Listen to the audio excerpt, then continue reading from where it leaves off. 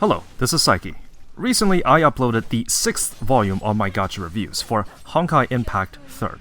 In this review, as a lot of people have pointed out, there were a lot of factually incorrect details that I want to revisit.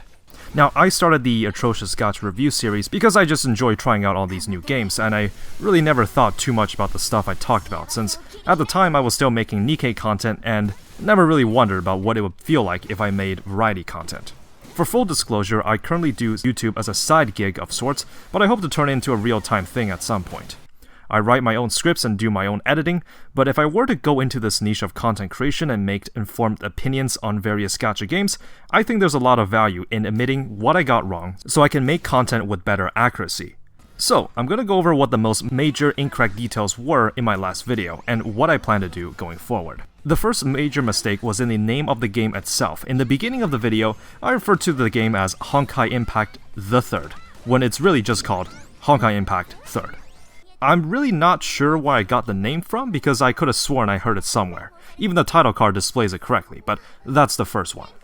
The second misstep was when I was talking about the lore itself. In the video, I said that Otto was the one that formed Anti-Entropy, but in reality, the formation of the organization was the decision of a group of scientists, not just Otto himself. It was Welt that was the leader of Anti-Entropy.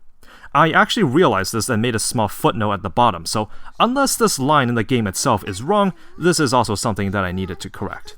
Next up is the connection between Part 2 content to Part 1. See, the connection between the two story arcs do become apparent later into the story, but since I was frantically catching up to the main chapters to have a good understanding of the lore, I was not able to progress that far into Part 2 yet.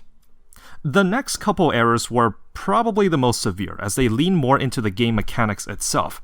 This game is absolutely massive, and some of its gameplay features have been fundamentally changed over the years. The first was understanding how late game challenge content actually worked.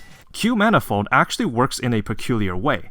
Each player is actually grouped into multiple categories depending on their captain level. And what was something that confused me when I was researching into this is that players past captain level 81, according to the fandom wiki, no longer had access to the mode. Now, what happens after level 81, I have no idea, and I can tell you that reaching that point in 1 month is completely out of the question. The Memorial Arena mode also doesn't split your performance into brackets, as I mentioned, but it directly moves you to the next tier of bosses if you're able to clear the previous. The actual brackets are placed according to your captain level instead. It has nothing to do with your performance. In regards to how events work, my personal knowledge is restricted to the current version of the game, as there's no way to revisit older events from the past. This summer costume of Fuhua actually did have a rerun last year.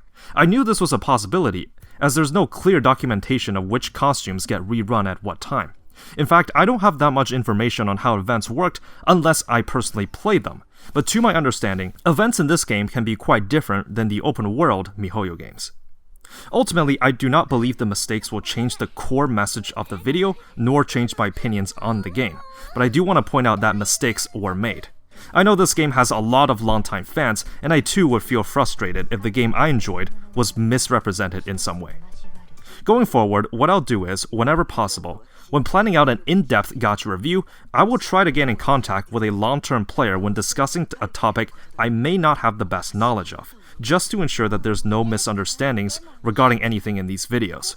For example, I'm most likely playing Punishing Grey Raven either late summer or early fall.